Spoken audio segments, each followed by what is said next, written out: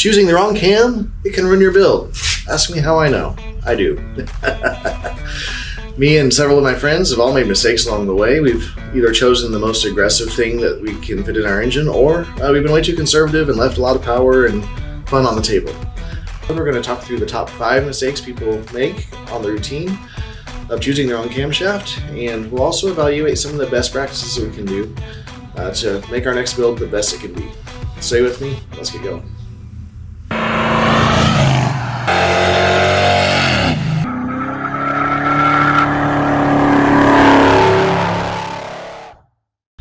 Okay, so like we discussed, this cam, it's not the right cam.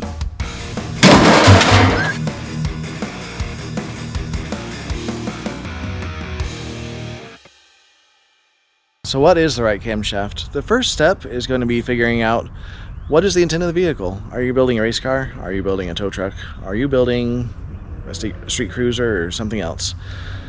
Be honest with yourself. Find out what it is you're trying to achieve and build with intent. I had a good friend years ago that built a 350 and he had 3-inch exhaust and a big old ratty camshaft in it, and it sounded awesome. It got about 6 miles to a gallon, had vacuum problems, brakes didn't work very well, and it just kind of wasn't good at anything. Sounded crazy though. It was, yeah, no.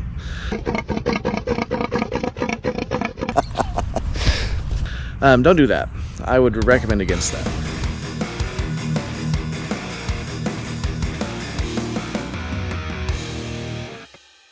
So I just want to highlight this for myself. There's an airplane taking off. There's some horn honking and like crazy in the background, and birds everywhere. I don't know how this is ever going to come together. Okay, let's try it anyways. The other mistake I've seen people make is not considering the compression ratio while they make their choice.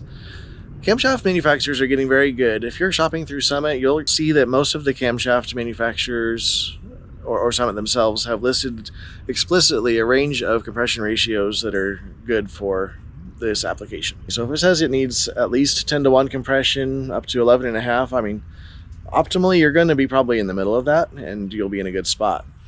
If you don't pay attention to the compression ratio, you're going to have poor cylinder pressures, power's not going to be where you want it, and again, you're going to be disappointed because nothing is working together. And that's what camshafts are all about, is working together with the whole rest of the engine.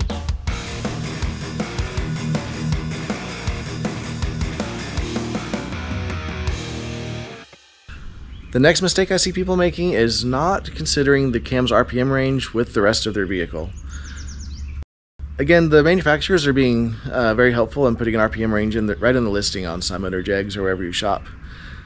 And the way that you plug that in and use that correctly is to consider the rest of your vehicle. You've got to consider the size of your tire combination and the rear gearing in your differential. What transmission you've got is even a factor, if it's got a 1-to-1 or an overdrive final gear. If you've got an automatic, you've got to consider the stall converter and where that's going to work. If you don't consider these things, you're going to end up with your vehicle living in an RPM range where it's not making power most of the time, and you'll have a lot of regret, I promise. Every time you're driving around town, you're outside of the desired RPM range and you're not going to be able to capitalize on that big old camshaft you bought. So consider the whole package.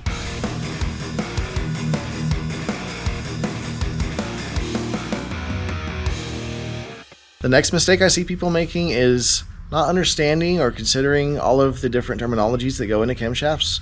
There's LSAs, there's duration at 50 and advertised duration and all these things. And so I can give you a quick rundown, but it's not going to be a full education. You'll want to check out other sources for that. LSA is basically defining where the intake and exhaust lobes are in relation to each other. Advertised duration is going to talk about the entire duration of the lobe from the departs the very base of the circle, where duration at 50 is a more meaningful part because it's going to show you the part of the duration that's really having an effect on the vehicle and how it drives. Not considering these things, not understanding them, you'll end up with maybe an idle quality that you did not want to have. You'll potentially not have the RPM curve that you wanted where the power's in the wrong spot.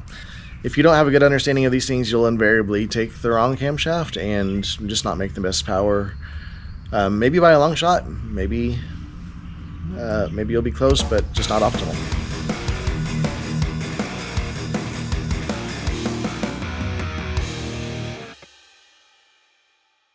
And the last mistake I see people making is considering some like maybe old school knowledge versus data. There's so many factors that are out there where it was common street knowledge years ago, but it's kind of been disproven.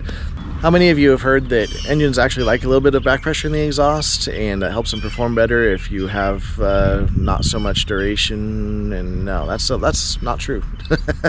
I hope I'm not surprising any of you. Maybe I am, and maybe you think I'm wrong, and that's okay. We can disagree. That's fine.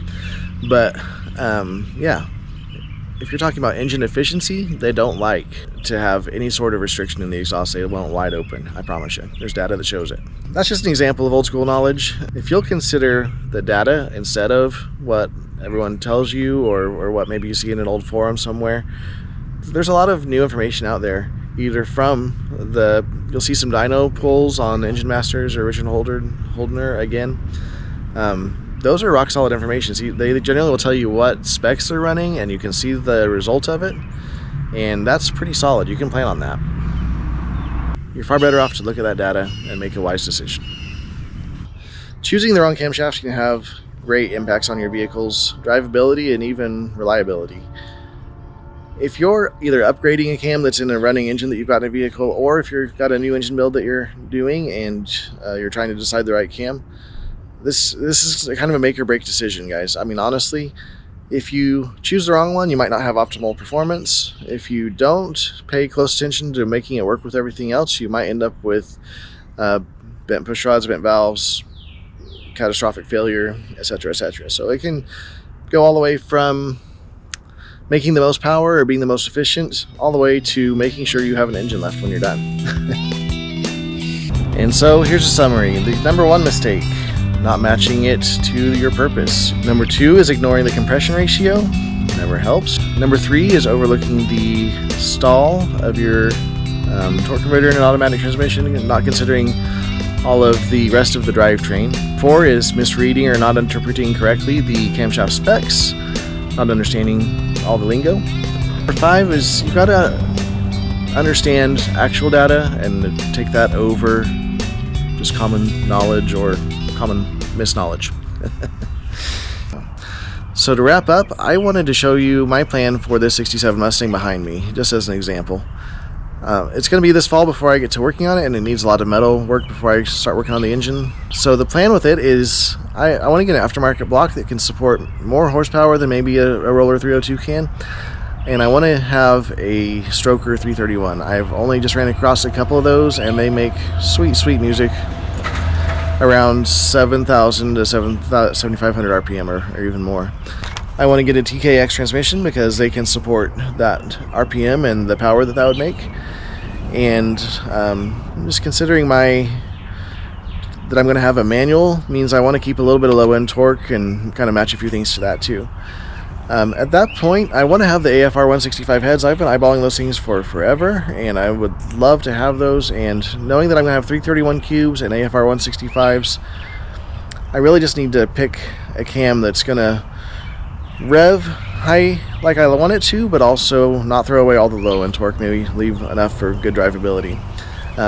So with that in mind, I'm going to call the camshaft manufacturers, have them outline a few suggestions for me, and we'll make a right decision from there. Then we'll just add induction and exhaust and figure the rest out after that. That's kind of my plan. I want to figure out what I'm doing, figure out what some of my other meaningful components are that I'm trying to match it to, and then call the camshaft manufacturer. Another route might be to start by calling the camshaft manufacturer and build your engine around that. That's not a bad idea either. But something like that's what I'm going to do for this car. Alright, that was a fun discussion. It sure got me thinking. I hope it got you thinking too. Hey, do me a favor, like and subscribe to this video. I'm trying to grow this channel, and that helps a lot. And if you would, just watch some more of my content. I really appreciate it. I'm trying to grow this thing, and I want to do a lot of crazy fun things, and yeah, I need your help. Let's do it. See you guys on the next one. Peace. Bye.